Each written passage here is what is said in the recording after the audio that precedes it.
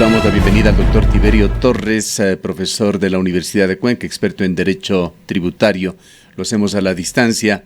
Bienvenido, doctor Torres. Buenos días, muchas gracias. Siempre es un gusto poder conversar con ustedes. Con enorme inquietud llegan los empresarios, los patronos en general, los pequeños, medianos y grandes productores del país, las empresas en general, a este fin de mes. Tienen que afrontar el pago a sus trabajadores, tienen que afrontar las obligaciones tributarias en una situación absolutamente sui generis que está viviendo el país. 2 decretos ha emitido el gobierno con respecto a la emergencia y estos temas. Uno tiene que ver con ciertas modificaciones a los calendarios en pago de impuestos y otro que intenta regular las relaciones entre trabajadores y empleadores en estos días. Quisiéramos profundizar con su conocimiento, doctor Torres, sobre qué alcances y qué limitaciones tienen las empresas con estas modificaciones que ha introducido el gobierno. Con todo gusto. Mire, la difícil situación que estamos pasando por la prácticamente absoluta paralización de algunos sectores productivos por efecto del aislamiento al que estamos siendo obligados a tener en virtud del coronavirus, han hecho que en efecto las empresas, sobre todo las empresas pequeñas, las empresas medianas,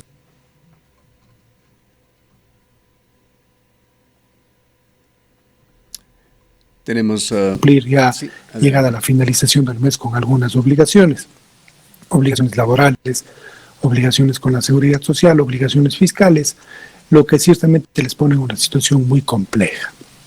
Por ello, el gobierno ha tomado algunas decisiones emergentes ciertamente con la intención de permitir que estas empresas logren de alguna manera llevar de mejor manera la situación difícil a la que están abocados. Usted ha señalado ya de manera que esas decisiones han tenido que ver sobre todo con algunas de carácter fiscal, tendientes a diferir el pago de ciertos impuestos, a permitir que algunos impuestos que debían ser ya satisfechos en el mes de abril sean satisfechos alargando un poco el plazo de su pago, y también algunas medidas en el ámbito laboral tendientes a permitirle a los empleadores flexibilizar o suavizar un poco la relación laboral con la finalidad de no dejar de cumplir para con los trabajadores, con la finalidad de no tener que disminuir el número de trabajadores que tiene la empresa, pero sí permitirle de alguna manera mejorar las condiciones para el empleador respecto del pago de las obligaciones laborales. Vayamos en materia fiscal, partes, se ha tomado la decisión. Doctor Torres, vayamos con los alcances y las limitaciones del Decreto Ejecutivo 1021, por favor. El Decreto Ejecutivo 1021 podríamos dividirlo en algunos puntos fundamentales. El primero, el que hace relación con ciertas regulaciones temporales especiales para el pago de impuestos, en el que se dice que por esta única vez los sujetos pasivos que están sujetos al ámbito de aplicación del decreto ejecutivo, esto es, las microempresas que tengan su domicilio tributario en ciertos lugares del país y que tengan su actividad económica correspondiente a la operación de líneas agrícolas, turísticas, líneas aéreas, podrán diferir el pago del impuesto a la renta de las sociedades que debía cumplirse ya ahora en el mes de abril, y el del impuesto al valor agregado también que debía pagarse en abril, mayo y junio del 2020, sujetándose a ciertas condiciones especiales. Primero, se dice que los pagos se podrán cumplir en 6 cuotas durante el año 2020, estableciéndose un rango de porcentajes que inicia desde el 10% en el primer mes y que luego se irán difiriendo a lo largo de los siguientes meses. También se establece un nuevo calendario para el pago de las obligaciones fiscales, estableciéndose nuevos vencimientos conforme el 9º dígito del RUC. Y finalmente se dice que los contribuyentes que tengan su domicilio en la provincia de Galápagos de manera específica, en todos los pagar sus obligaciones hasta el día 28 de cada mes, sin importar cuál sea el 9º dígito de RUC. dejando de atender a la calendarización normal que establece la ley para el pago de las obligaciones fiscales, y en el caso de los residentes en Galápagos podrán hacerlos todos hasta el día 28 de cada mes para cumplir con el pago de sus obligaciones fiscales. La segunda parte de este decreto podríamos hacer referencia a aquella que señala que relativa al impuesto al valor agregado, que debía pagarse en los meses de abril, mayo y junio del 2020, y que según el decreto ejecutivo se pagará conforme las cuotas y los plazos que se establecen en el propio decreto ejecutivo, pero de la siguiente manera: las obligaciones del mes de abril se pagarán en septiembre del 2020, las de mayo se pagarán en octubre del 2020, las de junio se pagarán en noviembre del 2020. Hemos pasado las obligaciones del trimestre abril-junio a ser cumplidas en el trimestre septiembre-noviembre. Lo que implica en realidad un diferimiento del pago de las obligaciones. Es de esperar que hasta esas épocas la situación de las empresas se vea menos afectada por el impacto del coronavirus, que hayan podido de cierta manera retomar la normalidad en el cumplimiento de sus actividades económicas, de manera que a su vez no les resulte demasiado complicado en esos meses cumplir con el impuesto que debía pagarse en abril, mayo y junio, que deberá sumarse a su vez a las obligaciones que se cambien respecto de septiembre, octubre y noviembre, ¿no? ¿Qué pasa, doctor Torres, con respecto a las personas naturales? ¿De alguna manera se refiere a la situación con respecto a los impuestos de las personas naturales de este decreto? Más bien hace referencia no solamente a las personas naturales, sino hace referencia en general a todo lo que sea actividad microempresaria.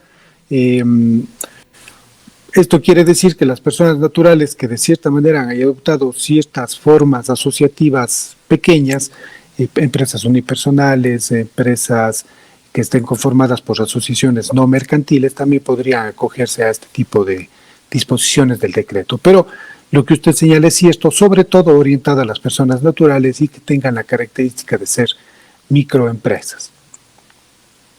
En lo que se refiere a ciertos procedimientos burocráticos que se tienen que seguir, entendemos que el Servicio de Rentas Internas posibilita el hacer algunas acciones en línea, pero justamente organizar la documentación de las empresas, establecer cálculos contables, etcétera, implica el servicio de personas, de contadores, secretarios o contadoras, secretarias en las distintas empresas, y en esta situación de inmovilidad, de distanciamiento social, muchas actividades se hacen prácticamente imposibles o sumarían al riesgo que precisamente se trata de evitar.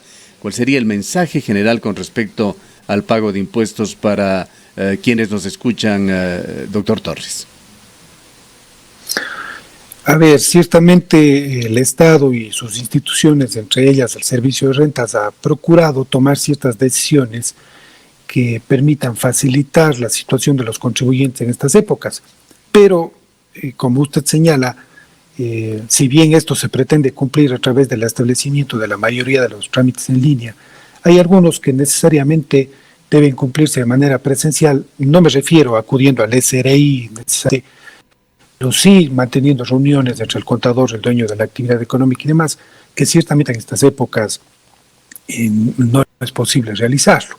El gobierno en algunos lugares ha tomado medidas drásticas como el toque de queda y demás, que ya es conocido por todos, lo que hace que ciertamente no sea posible que se lleven con normalidad ciertas actividades operativas de la actividad empresarial. ¿Cuál es el mensaje aquí? Yo creo que un mensaje dirigido primero a los contribuyentes y segundo a la propia administración tributaria. Respecto a los contribuyentes, procurar implementar medios como el que nosotros estamos teniendo en este momento, que permitan el contacto con sus asesores, con sus contadores de manera virtual, para que de alguna manera puedan, en la medida de lo que sea posible, cumplir con sus obligaciones. Pero también un mensaje dirigido a la administración tributaria y a las entidades del gobierno en general, respecto de la flexibilización de sus exigencias normales, al menos durante este periodo. Me parecería grave que la administración tributaria, respecto de algunos procedimientos, tome medidas radicales y siga presionando a los contribuyentes de la forma en la que habitualmente lo hace, cuando ciertamente no estamos pasando un periodo en el que las actividades sean normales o sean las que comúnmente se enfrentan los contribuyentes. El propio gobierno ha reconocido esta particularidad, haciendo que la mayoría de sus entidades, incluido el Servicio de Rentas Internas, suspendan, por ejemplo, los plazos para la realización de algunos. Han suspendido los plazos que estaban corriendo para la presentación de acciones, los trámites administrativos que estaban en marcha. Esto ha ocurrido también en la función judicial, ha ocurrido con la Contraloría, con el Servicio de Contratación Pública, en fin. Pero esto tiene que hacerse extensivo a todos los trámites. Cabe esperar que las temidas multas no lleguen no estará en esta ocasión. En estos momentos. No le escuché la última parte. Le decíamos que cabe esperar que las temidas multas no lleguen en esta ocasión, que haya la flexibilidad, la necesaria comprensión de las autoridades, en este caso del Servicio de Rentas Internas. Y no solo respecto de las multas, sino respecto de las obligaciones que están impagas también. Por ejemplo, gente que mantiene convenios de pago, que tiene facilidades de pago concedidas por el propio SRI y que en estas épocas no estará en la facilidad de ir cumpliendo con las cuotas. La administración tendrá que mostrar flexibilidad también en ese sentido. Por otra parte, perdóname, Rosana, con esto concluyo y tiene la palabra.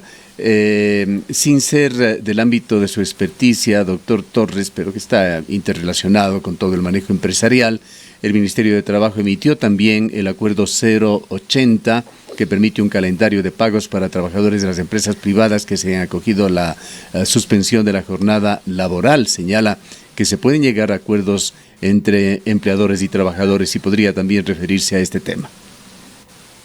Sí, el Ministerio del Trabajo ha tomado una decisión acertada, dándole cierta flexibilización a los empleadores de que acuerden con los trabajadores ciertas condiciones especiales para sus obligaciones, conscientes de que las actividades laborales no se están cumpliendo con normalidad, de que muchos trabajadores sencillamente no están acudiendo a cumplir con sus labores en sus puestos de trabajo, y eso hace que sea necesario tomar ciertas medidas también respecto del cumplimiento de las obligaciones laborales, lo cual veo acertado. Aquí se ha tomado incluso la decisión de que los trabajadores y los empleadores puedan pactar ciertas condiciones especiales, incluso respecto del goce de los derechos como el derecho a vacaciones, de manera que permitan que no se afecte demasiado los intereses del trabajador y que tampoco se lesionen los intereses de los trabajadores. Entonces me parece que es acertado la decisión que ha tomado también el Ministerio del Trabajo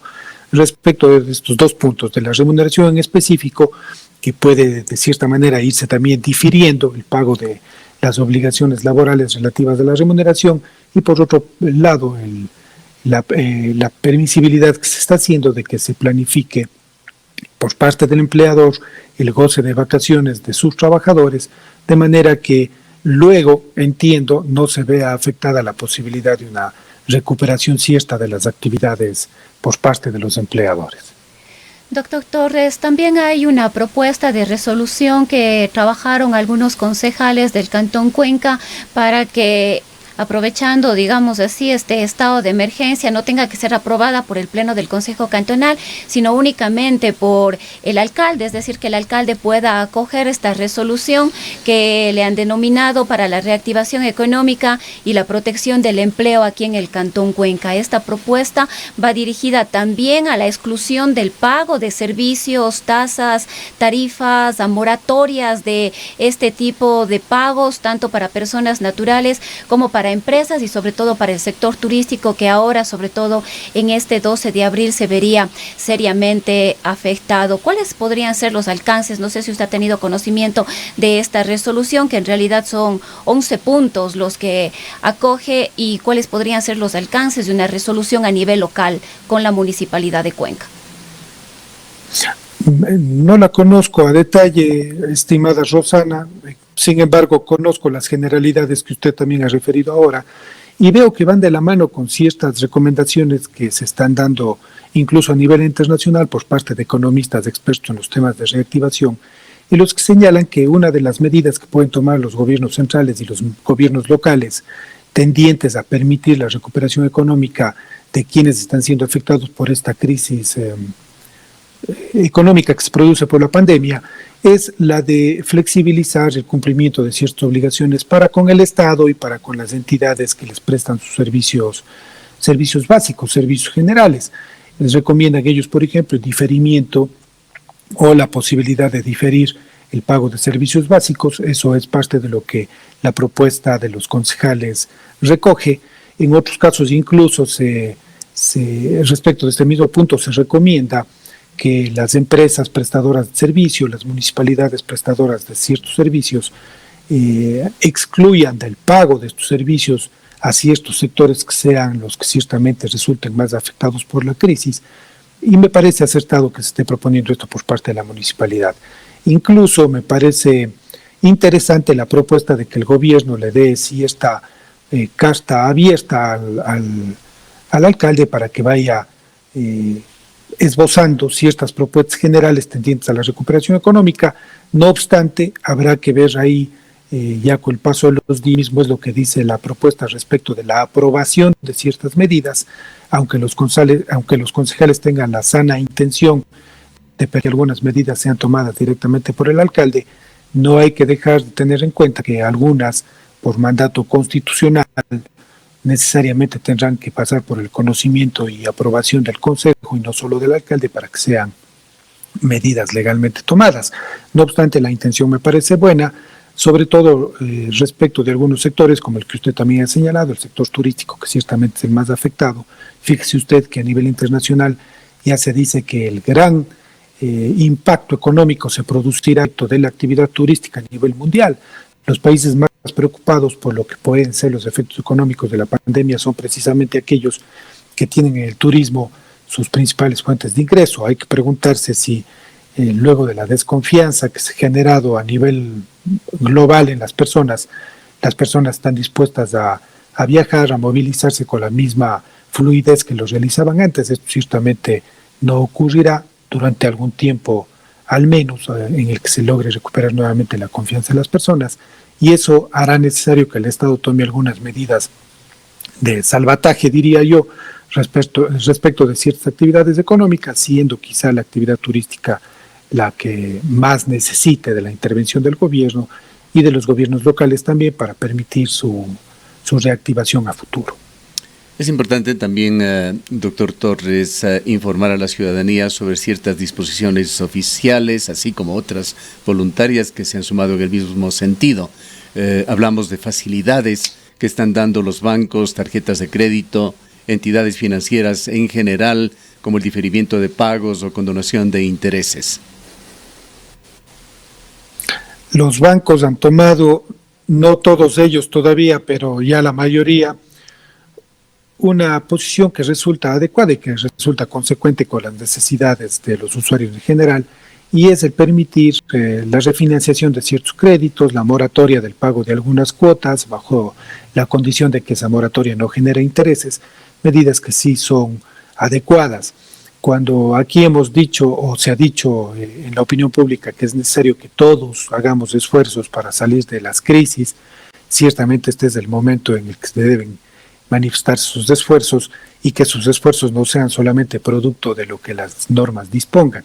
Claro, hay esfuerzos que se hacen en virtud de las reformas legales que imponen nuevas cargas fiscales, por ejemplo, pero aquí vemos por parte de los bancos también un poco presionados por la posición del gobierno, hay que reconocerlo, pero que algunos lo han adoptado de buena manera, algunos entiendo yo que lo harán durante estos días, medidas tendientes a aliviar un poco la presión económica sobre sus clientes. Hay clientes de los bancos que tienen créditos, que tienen tarjetas de crédito por pagar, que tienen cuotas de préstamos por cumplir, que no están generando ingresos y que si no se tomasen estas medidas ciertamente no podrían cumplirlas. Entiendo yo que el gobierno además está preparando un paquete de medidas adicionales en el sector económico tendientes a paliar esta crisis. Entiendo yo, por palabras del propio vicepresidente la semana anterior, que estas medidas irán encaminadas a que los sectores más pudientes de la economía hagan un esfuerzo adicional extra a los que ya han venido realizando. Recordemos que estamos justo en estos días pagando la contribución única adicional que se les estableció a todas las actividades económicas que obtuvieron 1 millón de ingresos ingresos superiores al $1.000.000 en el 2018 ya están pagando o están empezando a pagar esa contribución única justo en estos días, pero será necesario que todos pongamos el hombro una vez más haciendo un esfuerzo adicional.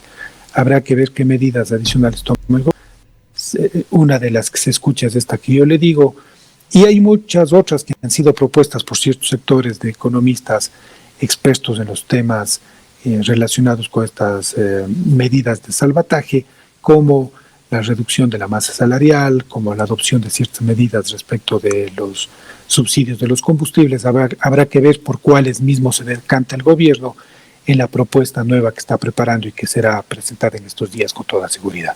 Algo que es importante que quede claro en este tema es que la resolución de la Junta de Política Monetaria señala no cobrar intereses de mora o gastos de cobranza, pero los intereses normales siguen corriendo por el periodo de gracia o diferimiento. Sin embargo, hay algunas instituciones bancarias que de manera particular han decidido dar facilidades extras a sus clientes. Es muy pertinente su acotación. De hecho, los intereses que comúnmente se originaban por el préstamo seguirán generándose. No sería lógico pedirle al banco que sacrifique esta parte del cobro normal de sus acreencias cuando seguramente ya tenían previstos sus ingresos dentro de su operación normal, y su acotación es correcta respecto de que los intereses que generaría esta nueva moratoria o este nuevo especial que se concede a sus clientes son los que no se generarán. Bien, no sé si Rosana tiene alguna otra inquietud. Si no, le agradecemos al doctor Tiberio Torres. Le vamos a dejar de cualquier manera por algo que se nos pueda haber quedado y que signifique respuestas, dar algo más de claridad en estas complejas situaciones a la ciudadanía para que usted las exprese, doctor Torres.